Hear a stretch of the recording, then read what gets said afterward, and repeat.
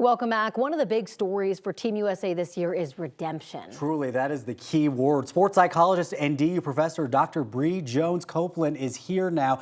You've actually worked with the track and field team. Let's start with talking about Colorado's own Anna Hall. Yes. Of course, she's from Highlands Ranch, broke her foot in the trials before Tokyo.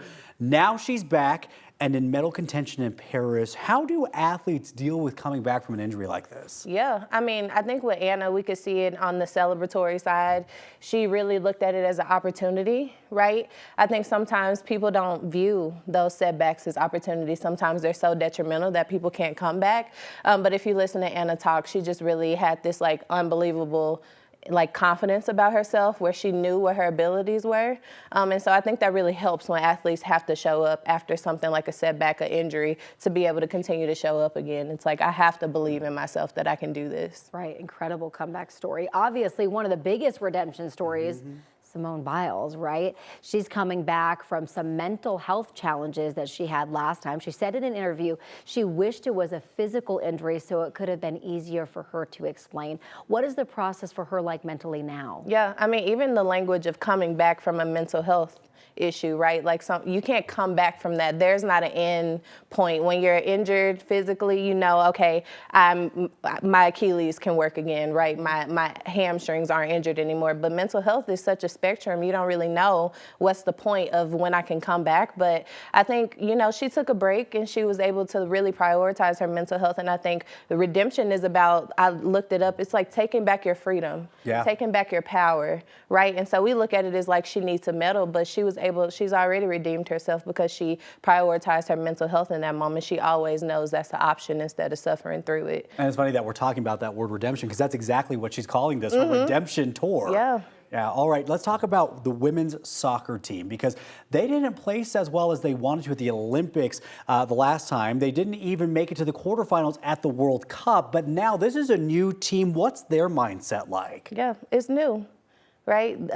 You can't really pay attention to what got you to this point. You kind of have to have a memory of a goldfish is what people say, right? Just very short-term memory and really using that newness, that energy to be able to bring that momentum into something like the Olympics. I think you're already having a lot of pressure from your country, and so making sure that they pay attention to some of the great things that they have going on, which is a new team, which is new team dynamics that can be really refreshing, starting over, having a reset experience. And this is such a new level of pressure when you think about athletes like LeBron, who he's in front of a crowd all the time playing, but it's different when you're representing your country, like you said. Absolutely. The pressure is tremendous. I also feel like it's different too. Like LeBron's playing with the team, right? So, but like you think about Simone, right? Like she's on her own, Anna Hall. It's like, gosh, I can't even imagine the pressure that they're under from everyone, right? Like they have their own pressure and then they have the family and then they have their country and their team. I mean, it's just so much. Yep, so many layers. I always tell people, hopefully throughout this Olympics,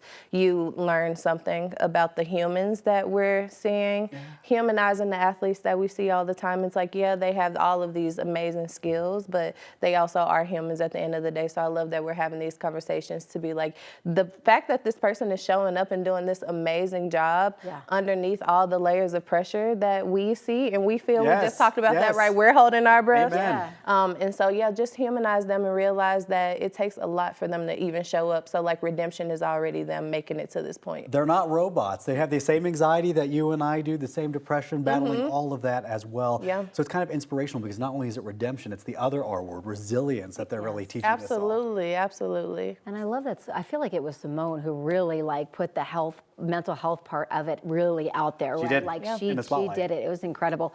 So you're going to be back next week with us, which is exciting to talk about. Help us.